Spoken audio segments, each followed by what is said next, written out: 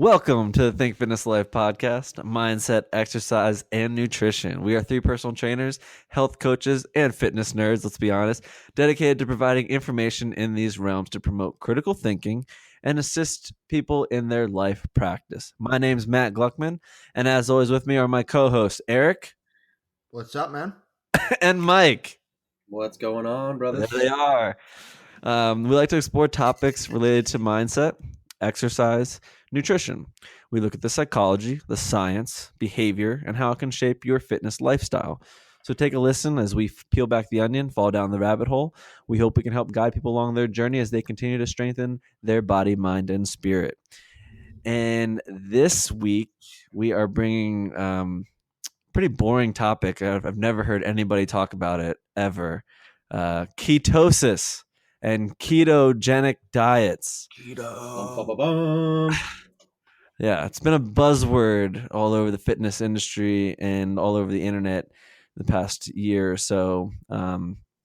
Whereas probably before then, nobody gave two shits about it. But we're going to dive into ketosis, and there's a lot of things to discuss here. You know, there's nutritional ketosis, there's glucose versus glycogen, there's insulin's role, there's, you know, what are ketones, and then we'll talk about ketosis, how it affects performance, and ketosis and how it should be in your life. So where did we begin? I feel like maybe a basic definition would help. You guys okay with that? Maybe one that I stole off the interwebs? Do that, or how is it different from any other diet? From, the other mainstream ones, Well, paleo. I feel like we got to preface it with like, we're here to educate you on what nutritional ketosis is and not talk about these extreme diets, because all those are is just extreme one way to go, extreme the other way. It's just polarity. That's all that the fitness industry does to create sales and make it sexy for people.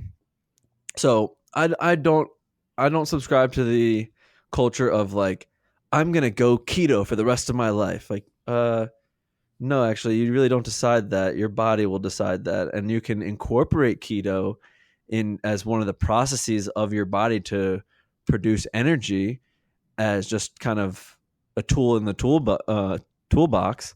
But I don't agree with the whole extreme approach. What do you guys think? Yeah. Long term? No. I mean, you can see results from the approach, but it's got to be balanced. You have to balance everything out. And it doesn't work with an extreme approach for a lifetime. There's some adverse effects. Agreed. Everything I've seen, heard from the experts has been that keto should be done cyclically, not not like an extreme lifestyle change. I wouldn't say, I don't want to say extreme, because when you have, some sort of life-threatening illness or disease like cancer or epilepsy, where it's really affecting your life, then it could be a long-term solution, for a That's specific a good point. thing. We'll get into that, but that's a good point. That would be the only thing I would say. Yeah. No, that's a really good point there, because there are going to be those cases.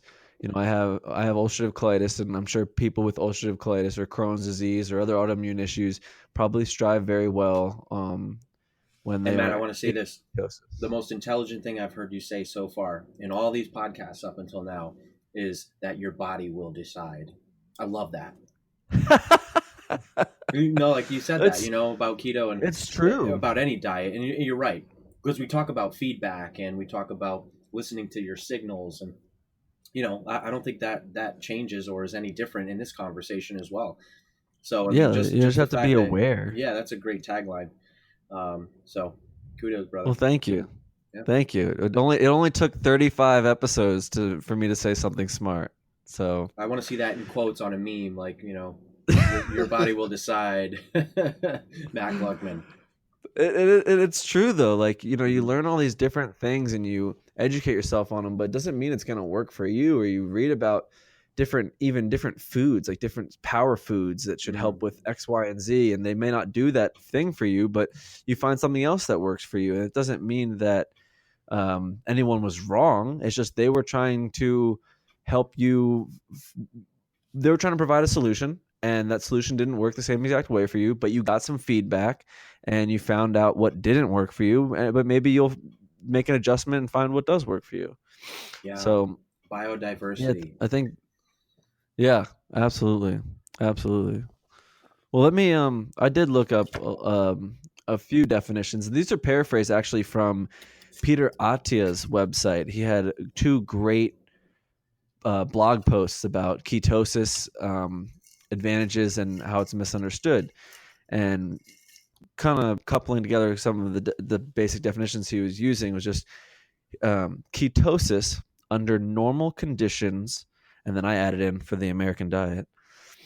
Insulin helps glucose from the bloodstream get into cells, where glucose is converted into pyruvate, we'll get to that later, and sent into the citric acid cycle to generate energy. When there's not enough glucose around to generate another substrate for that citric acid cycle or the Krebs cycle, your body will oxidize free fatty acid in what's called beta oxidation. So, in terms of a diet that is based heavily on foods that produce an insulin response, we'll call them carbohydrates, right? It's going to be easier for your body to use that glucose as the fuel source and continue to promote substrates along that same pathway. When you are eating in such a way that you don't have that energy readily available in your bloodstream, your body will use free fatty acids or even proteins actually to help create other substrates to essentially convert the glucose into ATP. Because correct me if I'm wrong, but and Eric, I'm looking to you here for this one. ATP is really the energy. In the end of the day, you're trying to generate ATP. Right. Okay. So glycogen is like the warehouse of glucose. And then glucose is what is allowed to be in the blood. And then from there, your body starts to convert it to ATP. Roger that. All right. Love All it. right. Hey. So far, so good. I love it. But for our listeners out there, you can understand why this is such a easily overlooked topic, and people kind of copy and paste over it just to simplify things and try to make it easily understood.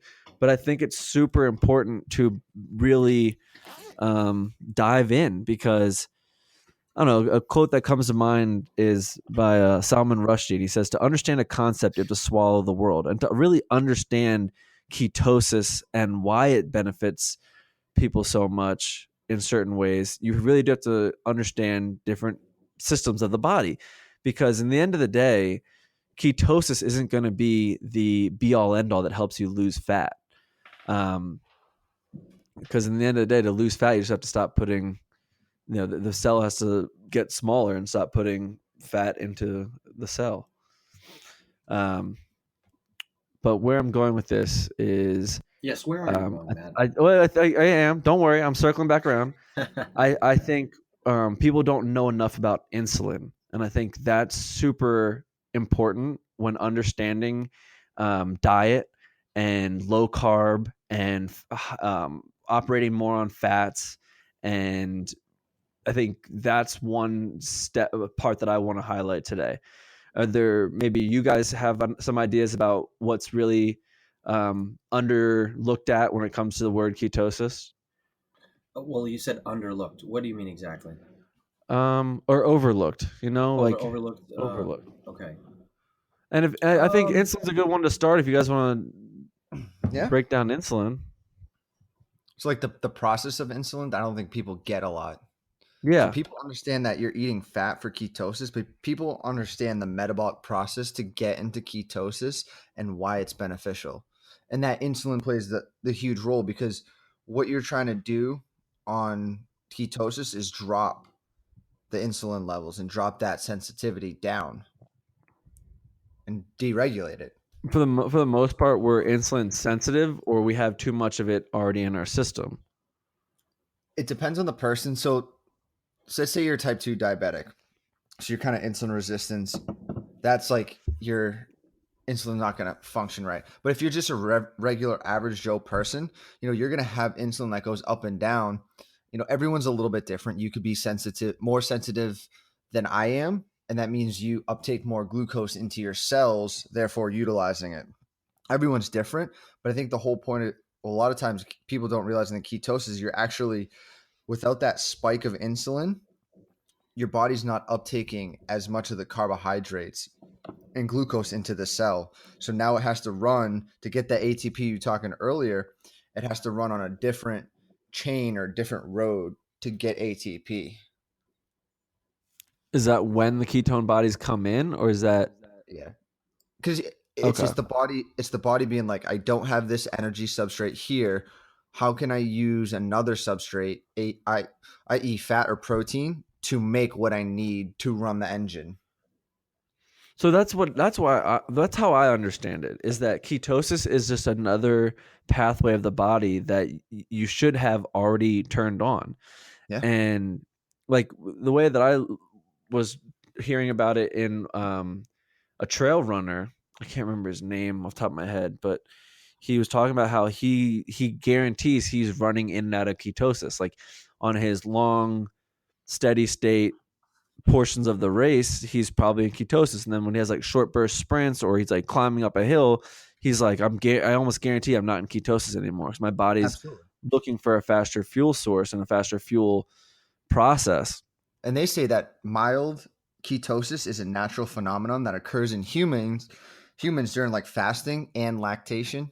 So, if you're a woman who's pregnant, you can get into mild ketosis, or if you're in a fasted state. So it's a natural process of the body. It doesn't just happen when you cut carbs all the way out. Like you just stop eating. Your body will get in and out of it depending on what it needs to do to survive. So that runner at times, say you're doing fasted cardio in the morning, I'm sure you could be in a mild state of ketosis. And then you go eat a meal of, carbohydrates and proteins, you'll come out of ketosis. I think that's fine. I don't think people realize that they go in and out of it like that though. Yeah. Because I think one thing that happens is people went so extreme to, carb loading, right? And carb cycling and carbs this, carbs that. And their body almost never had to use that pathway of developing ketone bodies for to continue the cycle of creating ATP. So Well, is it most of the majority of people don't ever fast. I mean, how Right. often true? do you know, unless the people are, going with the trends and, trying to try things out. The majority of people don't give their digestive system a break like that and allow their body to produce ketone bodies. Um, so, with that, yeah, it's going to be really hard for people to experience that or ever have their body even marginally adapt to a state of ketosis. Do you think that like I don't know, like do you think that that's actually beneficial in some ways? Like do you think it's beneficial for your body to get better at a certain pathway? Like I feel like there's got to be a natural reason. It can't just be the fact that we promoted such a wrong diet that the body adapted. Like I feel like there's a reason why your body doesn't Yeah, necessarily well, I search mean, for the ketones. well, what are we talking about? What's the end game? Because if we look at, True. um, centenarians, like people who, like in these blue zones, who have lived to be in their 90s and Centenarians, centenarian. Thank you. not horse, not horse Centaur. humans. It's not a centaur. I'll find one. But anyway, so yeah. Yeah, that's pretty bad.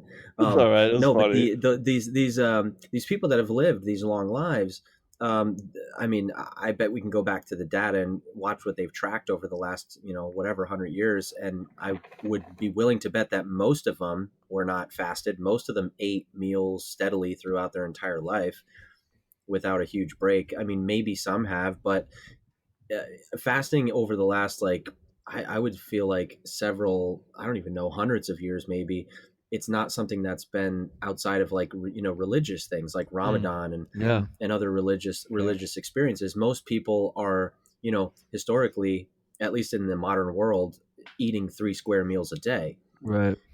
So it's just traditionally it's not, and people have survived to live in their hundreds, eating multiple meals a day without ever fasting or maybe even going into a state of ketosis. I think that, yeah, the body does adapt eventually, and I do think that because of that biodiversity that's, you know makes us all so unique, there are people who operate and are more optimal on high carbohydrate diets. I think there are people who are much more adaptable and work their body works more efficiently on a ketogenic diet. And so Mm. again, there's a lot of biodiversity there, but I think we again, it's going to go back to your point, Matt, which is your body's going to tell you what to do. Yeah.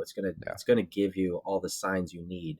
And so we'll get into it, I'm sure, but when you start eating ketogenic diet, you have to pay attention to the signals. Mm.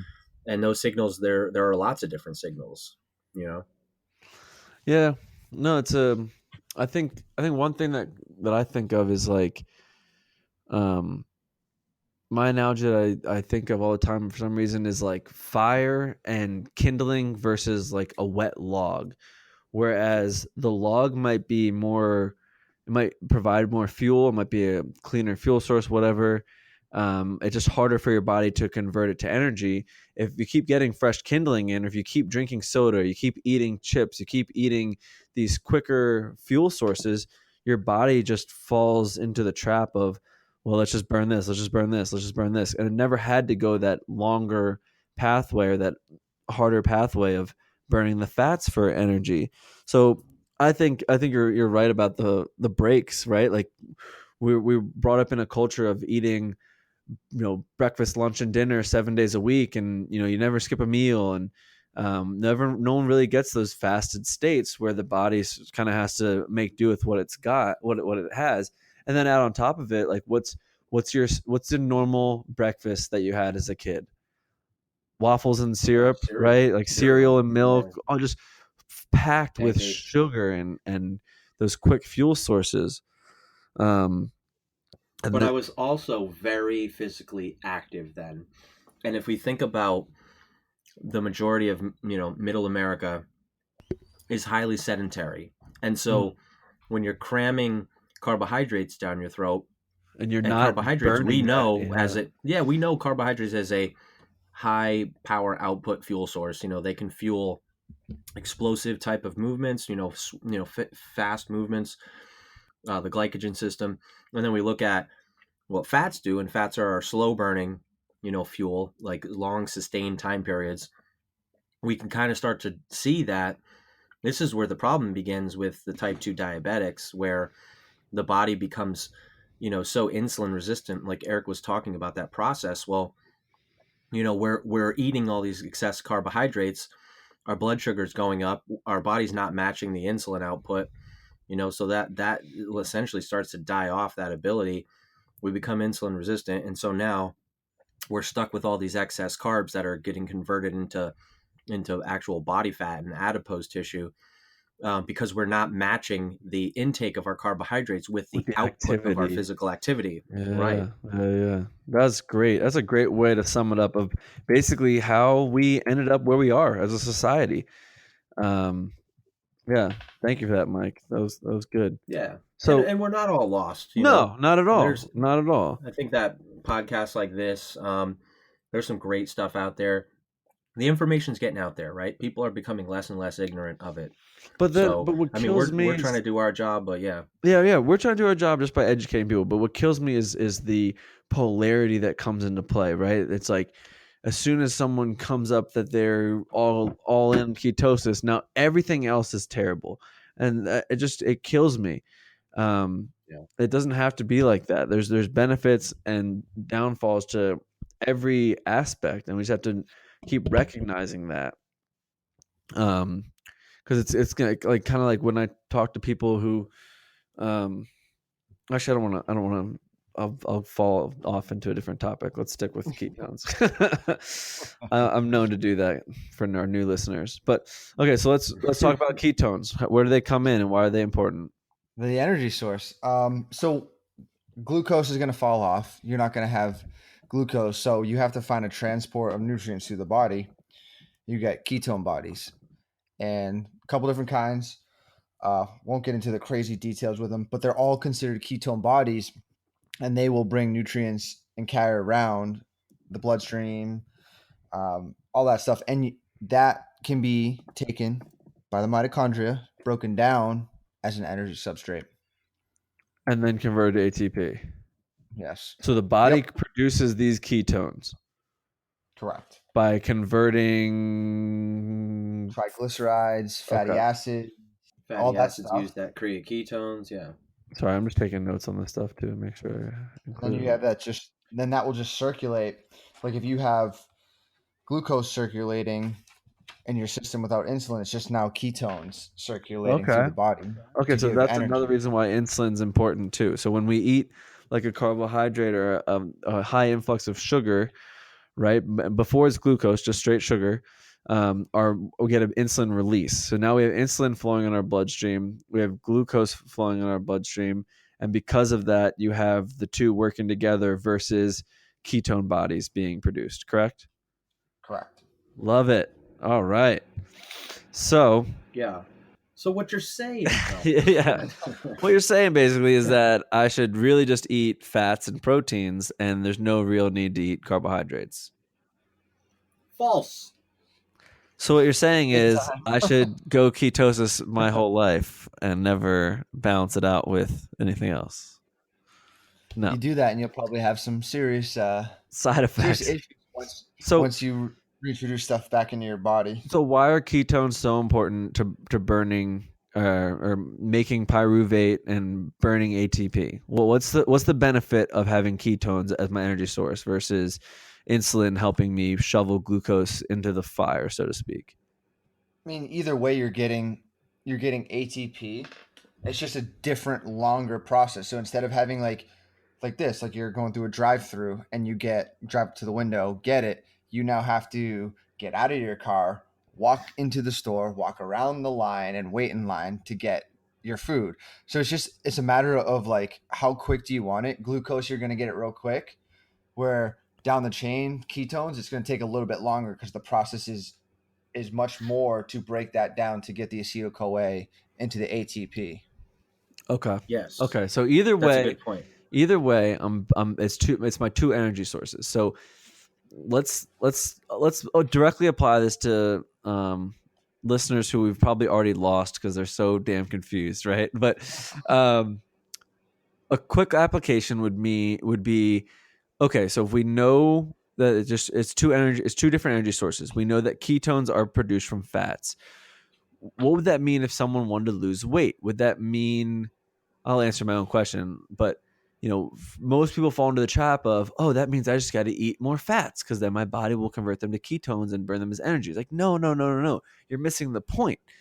If you want to lose fat, then you have to let your body use its fat storages for energy and produce its ketones. So you are much Correct. better off to get into that ketosis in a fasted state versus just eating a low carb diet, because then you're still packing calories on. Or excuse me, yeah, that's actually right. And even then, with that, you still have to drop the carbohydrate intake to less than 50 grams a day to really get into ketosis. Like if you were going to have a ketosis or a ketogenic diet, quote unquote, you would have to always eat like that, right?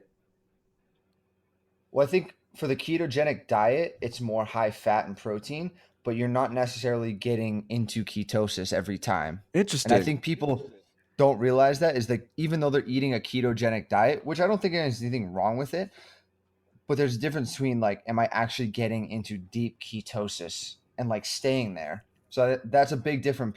People probably don't realize and probably aren't really tapping into that stores of ketones. No, I didn't even really know that. So explain that a little bit further for me if you can. If I'm eating all fats and protein and Yep. less than 50 carbs a day, why am I not in ketosis? So there's certain levels of protein that can throw off ketosis. So if you have more than like, and this is going to vary from person to person, but if you get out of the range of protein, your body will actually go gluconeogenesis from the amino acids and start producing glycogen and carb stores. So you have to be very careful on the amount of protein you're intaking, because if it's too high protein, it's not a ketogenic diet. It has to be more fat. That's why a lot of people on the ketogenic diet will do the exogenous ketones, Oh so they yeah, yeah. don't feel like they're eating a ton of protein, but they're still maintaining that. Yeah, that's a great point, Eric. I mean, too much protein on a ketogenic diet will kick you out of ketosis because of that exact process, which is that gluconeogenesis, or where your body's producing glycogen from protein. It also gets stored as fat. If your body is topped off in glycogen, the rest is going to convert to fat. And so now we're at even, that's a worse process than what we're looking for when if our whole point is to be in ketosis to burn fat. Now there's a whole other host of benefits from being in ketosis too, but like let's just talk about the numbers, because we were talking about kind of measuring it a little bit. And light nutritional ketosis and it's measured in millimolars per liter. Okay. To be in a light ketosis, you would have to be between zero point 0.5 and 1.0 millimolars. The optimal level of ketosis is over 1.0 millimolars and then up to about 3.0. Okay, so light is going to be 0.5 millimolars to 1, and then optimal is going to be over 1 and then up to about 3.0. People who have been in extreme states of ketosis are going to get up into like 5s and 6s. Yeah. But again, that's rare unless you are, maybe fasting for several days. You're maybe eating only fat if you are, and also you may be taking some exogenous ketones, which I'm happy to talk about as well, and the different types of kinds of those. Maybe we could talk about that down towards the end here when we talk about supplementation. But And what Yeah. I've also I found think it. Yeah, Go go ahead. ahead. is, Mike, you mentioned it, is most people who are really in ketosis will have some sort of aspect of fasting. So they have a window of Right. eating, but they're taking a lot of fat, and they're not like just eating like constant meals throughout the day of like protein and fat, protein and Right. fat. They're like, hey, I'm gonna do my exogenous ketones. Gonna fast, and I wake up and I have like a big meal of like fats and some greens, and then that's it. Right, and a moderate protein, high fat diet like the ketogenic diet is typically very satiating. You don't feel hungry. You don't Mm. feel like you need to eat throughout the day. Um, I will give you just an example of how a very clear observation that I have anytime I do a fast in the morning, or anytime that I do more of a ketogenic like start to my day where I'm fasted overnight. So say I'm fasted, I don't eat after 8 p.m., and then I won't. I'll maybe have like a bulletproof coffee in the morning. So obviously MCT oil, high fat, and then maybe I'll do a high fat lunch as well. Say like a green salad with a piece of salmon, a lot of olive oil, maybe some pumpkin seeds or something like that to add some extra fat. But something along those lines. And the clear difference I feel going more in a ketogenic style diet or a high fat diet would be mental clarity, Mm. a huge boost in mental clarity, as well as zero midday like lagging, where my body just feels like it's in a slump. You know what I mean? Where you get that brain fog and that 1, 2 o'clock, 2 p.m. time period where you feel like you want to take a nap and snooze. I don't feel that at all. Like my body stays pretty much high level of energy all the way through the midday until the evening. And that's a huge thing that I've noticed. And I think that's essentially because my body's just burning ketones. I'm not having to, my blood sugar that's another thing when you're not taking in glycogen, at a high rate like that, your body is not spiking blood sugar. And when your blood sugar again is like, overcompensating your insulin, that's when you get these kind of big dumps of energy where you start to feel lethargic and that through the middle of the day. So you're essentially, you're you're able to just keep up with that production. And so it's a nice process. I mean, everyone should try it out just once to experience it and understand it. Again, we'll talk about the long term drawbacks or benefits, but I'm glad you but explained it being a yeah, cleaner fuel source, because it's true, especially for the yeah, brain. I mean, they talk about inflammation being created in the brain from simple carbohydrate sources being the only fuel source for yeah, the yeah. brain.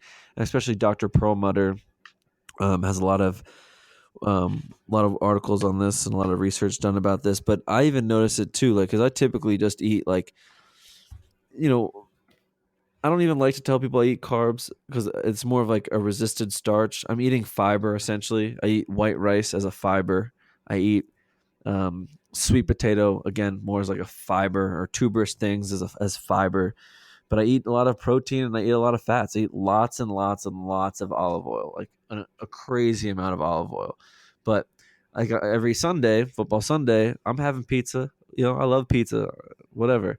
Um, Monday rolls around, Monday morning rolls around, and I always am slower on Monday because of that. And I do feel like not a headache, but just like this little something there.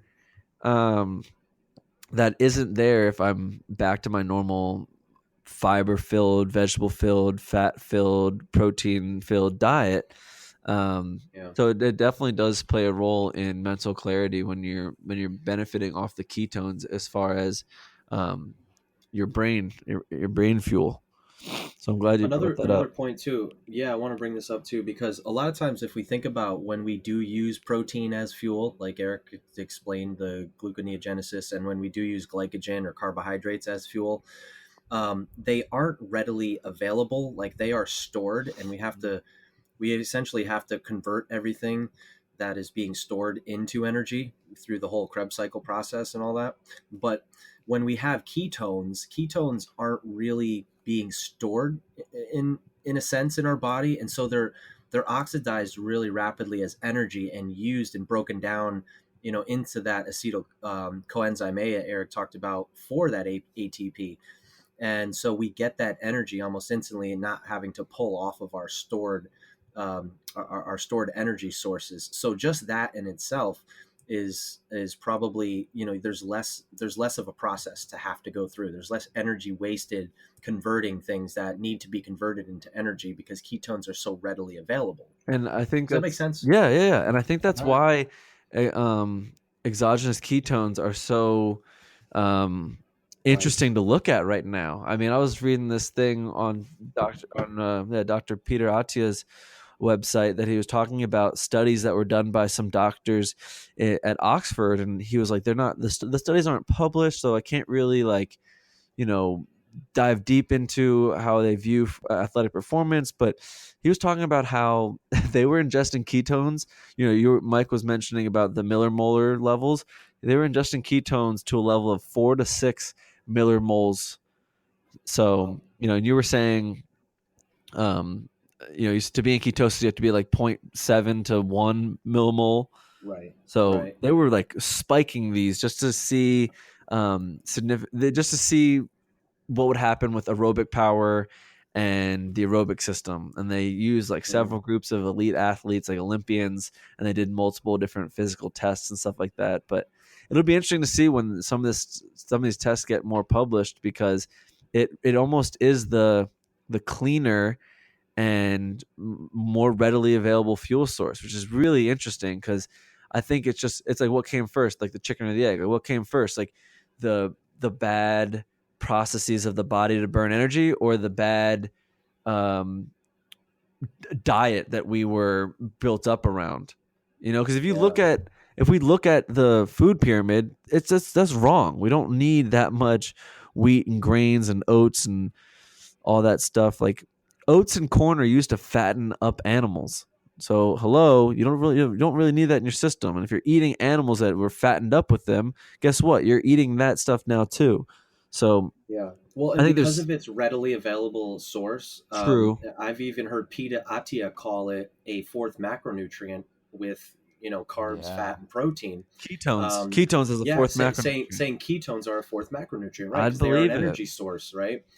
Well, let's talk about the different types of ketone supplements, though, because Yeah. I've experimented with the salts, and so typically, ketones, you can take them in exogenously. So endogenously is the process we're talking about. Producing ketones endogenously would be being in a fasted state, for eating the high fat diet, and your body is going to be producing these ketones. Exogenous ketones are also a form of ketones that your body can take in externally and use as immediate energy. And so there are two main types that you can take. One is called an ester, and then one is called a salt. The ester, a ketone ester, is essentially ketones in their raw form. So because they're in their raw form, they're also going to taste very bad, right? I Because thought they tasted fruity. no, they taste pretty bad. The salts do bind to different types of like salts, like sodium, potassium, magnesium, calcium. So they do bind the beta. It's called beta hydroxybutyrate. They bind it to different salts, and so because of that, it's much more palatable. Most of the supplements you're going to see, and in fact, I don't think it's even easy to get an ester, which is that raw form liquid, unless you have, like, you're a doctor who has clearance to be able to use it for research. I don't know that it's actually readily available. I've searched high and low on the internet and I can't find it anywhere. So Huh. that makes me believe that it's not something that you can get unless you're a doctor or a scientist doing experiments. But the salts are what's available to the general public, and so they do work very rapidly. So when you take a ketone ester, it's almost instant energy. So literally, you bring it, you put it into your body, and instantly it hits your bloodstream, and it's there. Whereas that salt is very quick, it's very rapid. It's within a couple minutes. It's not quite as fast because because it's bound to the salt, it has to break down a little bit more, but you do get almost nearly instant energy from that as well. The ester is going to be more bioavailable, whereas this, because it's bound, the salts are bound. They're not going to be as bioavailable. Bioavailable meaning your body's not going to use as much of it or uptake as much of it. Those are the two main kinds, but then you can take MCT oil or medium chain triglycerides. That would also, would be something that you put in your bulletproof coffee, for example, that would also have the same type of effect. It doesn't have an instant, when you take it in that form of a oil like that, it doesn't have an instant conversion into energy. It is a little longer process that the body has to go through to break that down and turn it into a ketone for your body to use as energy. But it is a little bit longer lasting because of that. So Have you those are the main three that I'm aware of. and you've experimented kind of with all of them, right? And I kind of have not tried the interchangeably. ester. Yeah, I have not Okay. tried the ester. I Okay. have done Makes MCT sense. oil many of times. Because you can't even find Well, the ester, right? you can't find the ester. I do have. I use a brand called Ketologic. Was able to find at GNC, and it is about 6 grams of beta hydroxybutyrate salts. They're bound to sodium, calcium, magnesium, and potassium, and that's pretty much it, right? So, So um, can you describe for our audience some yeah, of the benefits and maybe the yeah, yeah, costs that you've noticed when you've tried these? yeah, absolutely. So these could get you into ketosis faster. We talked about measuring the millimolar level of somebody to know how deep they are into ketosis and how much their body is utilizing fatty acids as fuel. Um, Essentially, the exogenous ketones can be used to uh, get you into ketosis faster. So they're Okay. going to put your body in a ketogenic Just state. flip that switch on quicker. It'll flip the switch quicker. If they also too, if you are fast, like strictly fasting, and you're not eating anything to get into ketosis, you can supplement with these to give you that. They can take that edge of hunger off just a little bit, because now, instead of your body producing the ketones and that conversion process where you are feeling hungry because your body's just not adapted yet to being ketogenic, and that's where that hunger is coming from. It's like, dude, you've been feeding me glycogen, like, what's going on, where's this food? so it grumbles, but then your body, like we talk about, it adapts, it gets smart, it figures it out, and then it starts to produce these ketone bodies, and then your hunger goes away. So when you take these exogenous ketones, that you don't have that same type of hunger. So if you are fasting, and I can tell you, just reading the label, one scoop of a ketone exogenous ketone supplement of beta hydroxybutyrate is about 15 calories, and so it's not much of anything. There's no carbohydrates. There's nothing in it in that regard. So you are taking a little calories in if you were worried about a strict fast. But that being said, it's not going to spike your insulin or blood sugar. You're getting 6 grams of beta hydroxybutyrate, which I believe 6 grams of beta hydroxybutyrate is enough to instantly bring you down at least 0.5 millimolars, or kick it up 0.5 millimolars almost instantly. So you can take a couple servings of that, obviously, and get into a even more advanced ketogenic state. So, in a way, ketosis was our body's way of evolving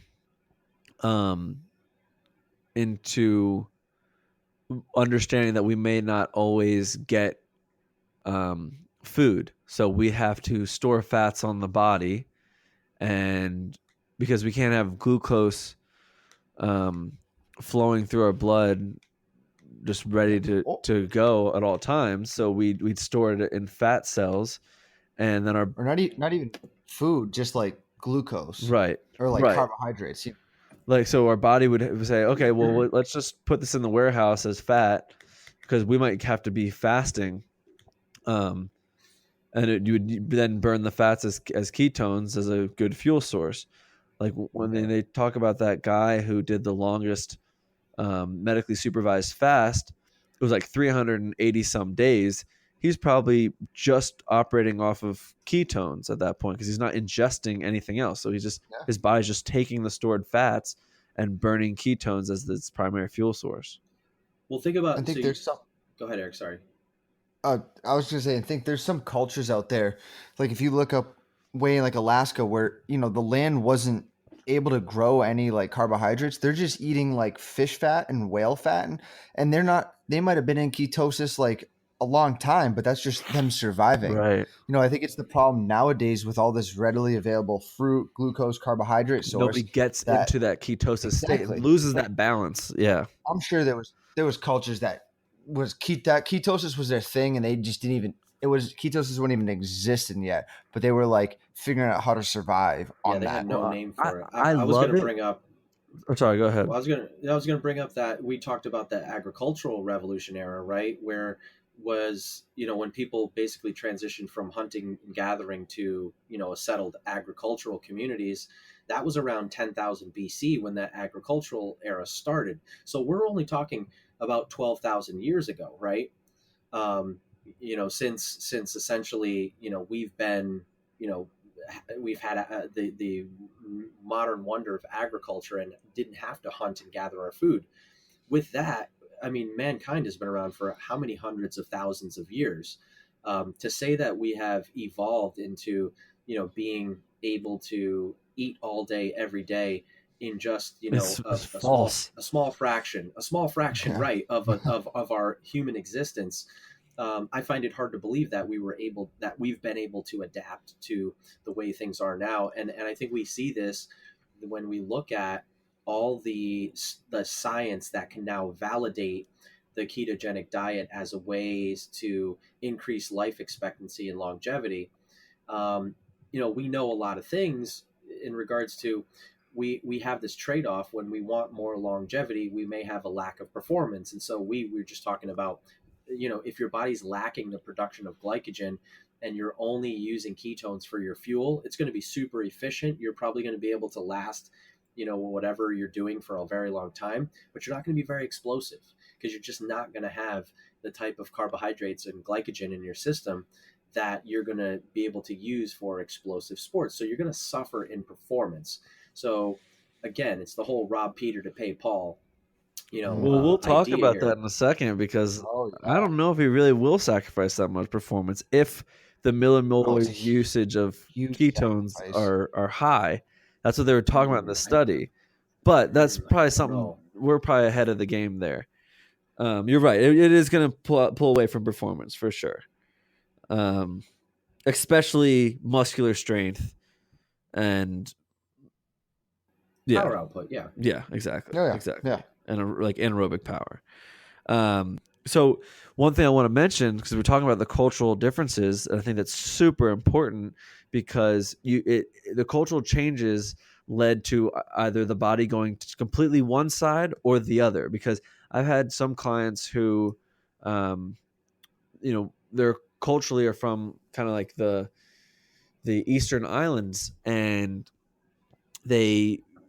they're introduced into like an all-American diet, and they have a lot of health issues, and their bodies are used to eating more of just like fish and fats and plants and not those carbohydrates. So then their body gets almost bad at using its insulin, right? Versus the other way, which is what most of Americans fall into, which is our bodies are bad at producing ketone bodies and using fat as its major fuel source. And I think one thing that we were talking about, you guys were talking about how, we never let ourselves get into ketosis. We never get in those fasted states. We develop this culture of eating 3 meals a day, heavy in carbs and sugars all the time.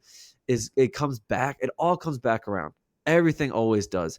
And we talk about it in food labeling. And our solution for kind of overcoming food labeling was eat in season. And same thing here. As soon as we could have an apple any day of the year, no matter what the weather was outside, then we fell into the trap of not letting our body be balanced with its energy sources. So it's like too much of something good ended up being bad. Even though we love the apple, we set an apple away, kept the doctor away. You can't have that apple every single day of the year. Just not how our bodies were designed. And you don't get that. What was that term you were using earlier, Mike? The diversity, the Yeah, biodiversity. yeah, and Yeah. I think something that should not be overlooked as well is, um, and again, I'm not advocating ketogenic diet by any means, but so many people, like you said, Matt, are so used to eating, meals throughout the day, and people say, oh, you have to eat 6 small meals throughout the day to keep your metabolism, going and revved up and burning calories. And I'm sorry, but it's false from what I'm seeing from the data, and just listening to Peter Attia and Rhonda Patrick's conversation about this, two experts who have looked at the research a lot deeper than I have. They said itself, like the key being in a state of ketosis actually makes your metabolism work up to 15% faster than when you're eating regular meals throughout the day. Um, that in itself is just crazy insane to think about. And there's a lot of data enough out there that shows just the ketogenic diet will burn you know upwards of 10 times more fat than just your standard American diet, because of all of these processes that we've talked about, where your body's not storing it and so on. So it's just, you can't ignore it. Again, there are drawbacks which we should get into. We have, like, a little bit of time left. I think we should also talk about when is it not right, when is it right, because all Yeah. Let's do that now. Let's do that now. Actually, you know what, real quick, because we didn't really dive deep into it. Keep going on with some of the other benefits that you guys know of for nutritional ketosis.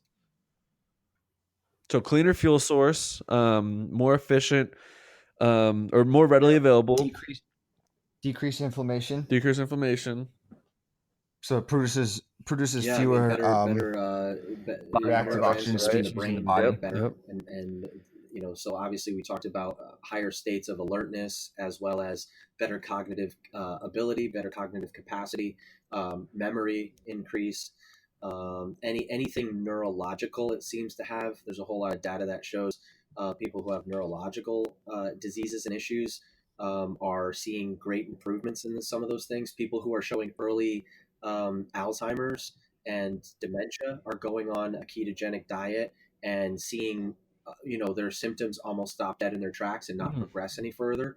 Some even being reversed in certain cases. So that's from a neurocognitive standpoint. I think those are some of the best benefits. I mean, as well as the physiological benefits of better, better fat adaptation. Or, sorry, better fat utilization.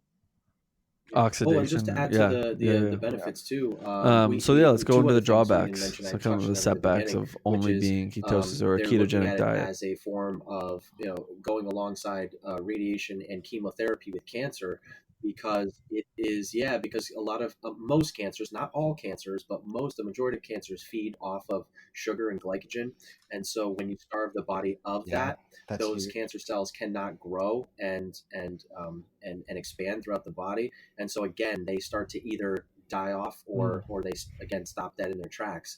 So they're seeing that, again, but not, there are actually, I was reading somewhere that there is one specific brain cancer that actually does feed off, that it does feed off of fats. Yeah, so not all of them, but the majority of them do. So they're seeing it as an aid, a supplemental aid or nutritional aid, That it doesn't work in for. making chemotherapy and radiation work better. And then also epilepsy. That's a huge one that we haven't brought up yet. Um, it's really where it came from. That's the main use of it over the last several decades, was people who were epileptic or having seizures, kids especially. They were changing their diets over That's why it to was invented. ketogenic, and what they were seeing was that the seizures were being drastically reduced, or even gone into complete remission from them altogether. And that in itself, I mean, if you've ever known somebody who's gone through those, or as a parent whose child has gone through seizures, it is heartbreaking to see what that child, and the lack of development that happens because of all these episodes.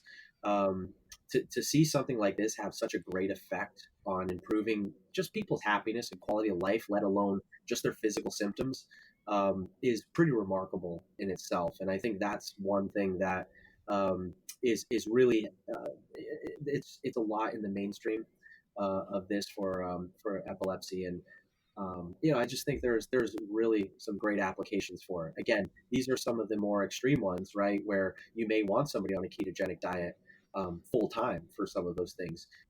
But then again, we should talk about the drawbacks, right? So, well, I mean, I want to share the space with you guys, but I mean, I think we look at, there's definitely, again, we talked about the performance output in Yeah, let's sport. get If into the you're in a sport that drawbacks. Go requires ahead.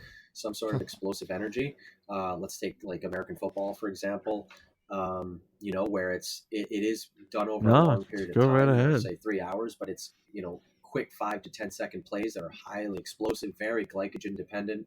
I would think that a football player would suffer on a ketogenic diet for those reasons. Maybe Eric, back me up on any of that if you want. Yeah, I would say any kind of really, like Matt said earlier, anaerobic power sport athlete that needs size and muscle mass, like you can't get on a keto diet. You're just not gonna have the efficiency. You're not gonna have the output, the energy, the demand, because ketones don't turn over that fast. Even like I would say high end, even Mike, if you like you're doing jujitsu and you're on ketosis, you might feel different than, if you're, highly on carbs and need that for like sustained output. I've been in a ketogenic state, so I do have the pee strips where I can pee on a strip and check my millimolars, and I have tried it, and I have been through jujitsu class, and I do find that while I do have a high level of cognitive ability, where jujitsu is very mental, I didn't have the same type of explosive power whatsoever. Um, it is a trade-off, and I got tired because I'm not fat adapted either, and that's something that we should mention, is to become more fat adapted, to use fat as your main fuel source, which for the ketogenic diet would get you to.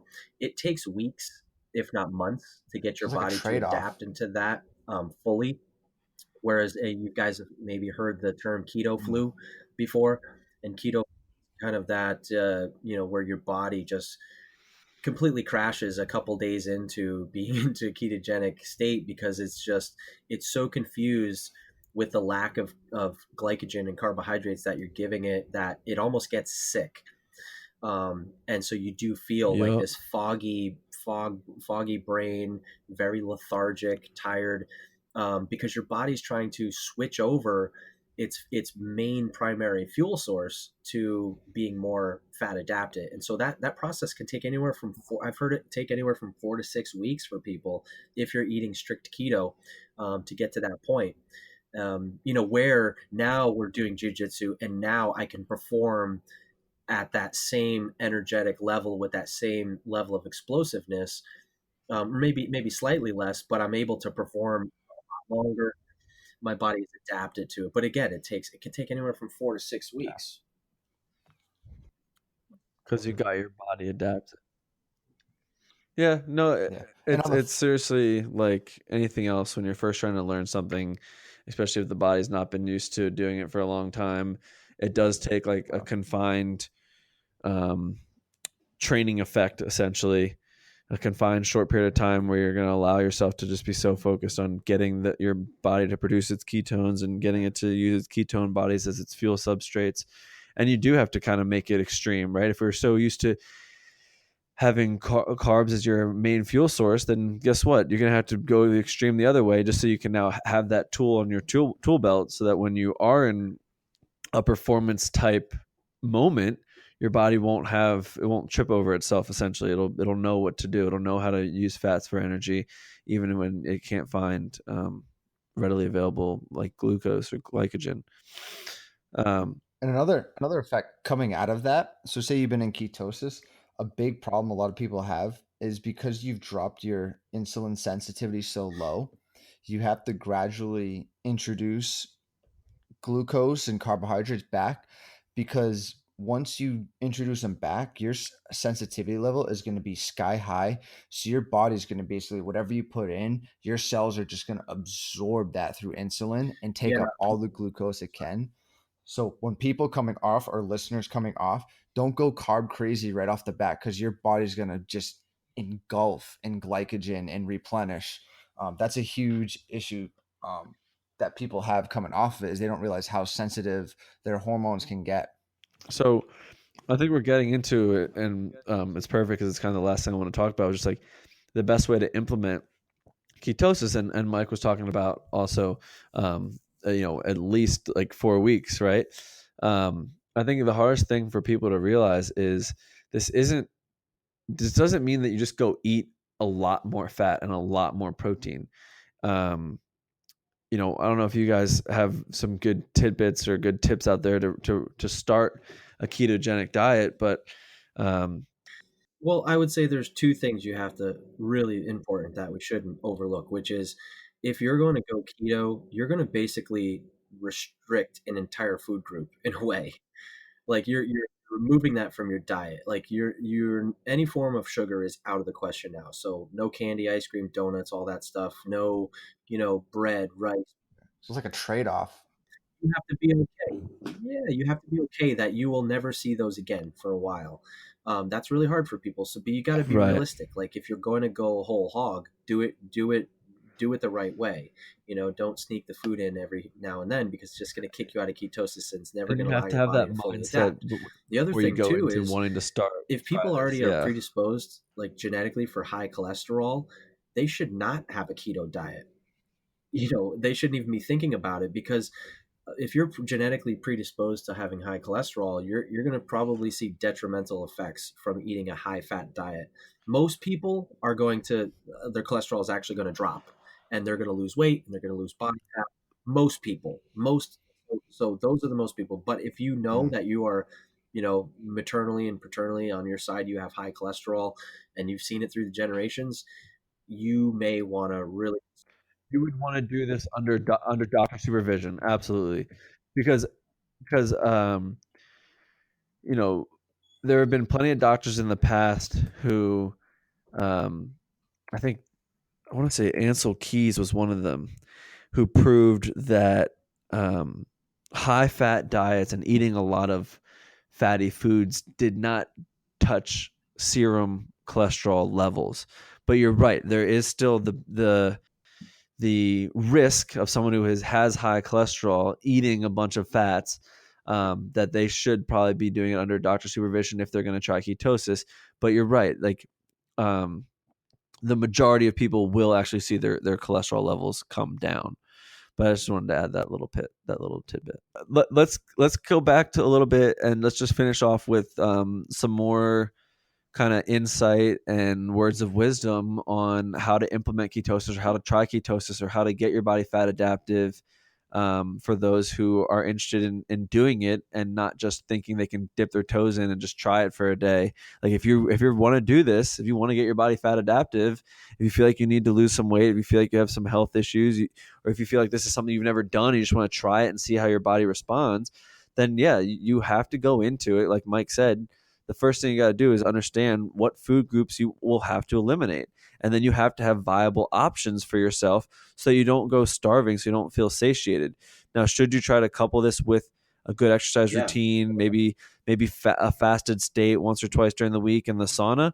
Abso-fucking-lutely, because that'll just make things that much easier. But I don't know.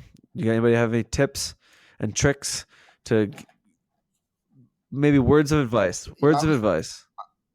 I always tell people, especially when you're on keto, you have to know that you're taking away a food group. So a lot of times you need to supplement with multivitamins. You need a lot of people need calcium, vitamin D, selenium, zinc, magnesium, and basically phosphorus. Like those are big nutrients that are very much missing, which can also lead to poor bone formation and bone mineral density. So that's a big Yeah. issue. I always tell people who are wanting to go on that, make sure if you're going to do it, you're either going to supplement or somehow get that into your diet. Because a lot of people think, just because you're going ketosis is very good, but you're missing a lot of nutrients for bone health, muscle growth, and stuff like that. So you want to be able to keep that stuff in there. Yeah, and I think the last thing I need to say, and then Mike, you can finish off something. Um, use olive oil, and I think that'll help you be satiated and fuller longer. And if you think about the calorie content in 1 tablespoon of olive oil If you don't have versus, high cholesterol. a bag of chips, um, the amount of space that takes up in your system, the amount of fuel it's going to supply, and the But I hope cleaner you fuel are. source And if you it's know going to someone, be send it to for your them. body. You should be drenching everything in olive oil, quite frankly. I'll add that. And then the second thing that I want to say, yeah, right. If you don't have unless you have high cholesterol, then you should go get monitored by a doctor. But then again, you're probably not listening to our podcast anyway. But um, but I hope you are. um, we have so many more processes in our body to use fats and proteins as our fuel source, and that's really what we need to be consuming and eating, along with fibrous and leafy vegetables and tubers and stuff like that. But the more you educate yourself on the food that your body needs and the way that these energy systems work, you'll get a little paradigm shift, and you'll start to find, like, a fact for me that rang true and that clicked, and I was like, oh my gosh, why am I stuffing my face with chips and bad carbs, is less than 2% of our biochemical makeup is actually a carbohydrate. More of it is a cholesterol. It's the precursor for testosterone, our major sex hormone. um, so yeah, I think you just got to keep educating yourself, and until it really clicks and makes sense why you're trying ketosis and why you're eliminating this food group. You can't just, you do have to know your why. You have to know why you're doing it, or else you're not going to make it last for as long as you need to. Yeah. If you're going to try the ketogenic diet, in my opinion, consult with your doctor first. That's the biggest thing. Do your blood work, get your panels, know where you are, know where you're starting at before you go and do ketogenic diet, and then retest again, because then you're going to have scientific proof that it's actually better for your system. You can order those right through your doctor. Usually most insurance will do a full blood panel for you, a basic blood panel. The other thing I would just say is, if you're going to start somewhere, you start small. I would start with, if I'm trying to get to a point where I'm getting myself into ketosis throughout most of the day or most of all my week, I'm going to maybe start once a week doing intermittent fasting for a day. and then maybe repeat that for a couple weeks, and then maybe I'll move into a full 24-hour fast on the next one, and then maybe I would do a 36 or 72-hour fast after that, but maybe work like sipping on exogenous ketones throughout that time. And so you're little by little, increasing the difficulty and the challenge without trying to do it all at once. And then when you start to experiment with eating after those fasts, I think a fast is the best way, because for one, you can get into ketosis, obviously, for fasting for a long period, but number two, it teaches you what the difference between starvation and hunger is. And we've talked about this in the past, but it's worth bringing up again, because when you teach yourself the difference, you mentally become stronger and able to make better, harder decisions. And we know the harder decision is the one that should be made most of the time anyway, especially when we're faced with the food choice. So, and then just slowly introduce, like Matt said, that's a great idea. Olive oil, avocado, more things that are going to be high in fat. Maybe throw some butter in your coffee, make sure it's grass fed, but throw it in your coffee, blend it up. It's delicious. A little cinnamon, and just go from there. Build on it. Do your research, and shoot us some questions, because I'd love to hear about what you guys are doing and what things you're experimenting with, and shoot us some questions. And that just wraps us up. That's about that. So I hope you guys enjoyed the podcast. Follow us on iTunes or wherever you found us. Leave a comment if you feel moved. But yeah, write us an email if you have any questions or you want to talk about your experience with ketosis. It's thinkfitnesslife@gmail.com.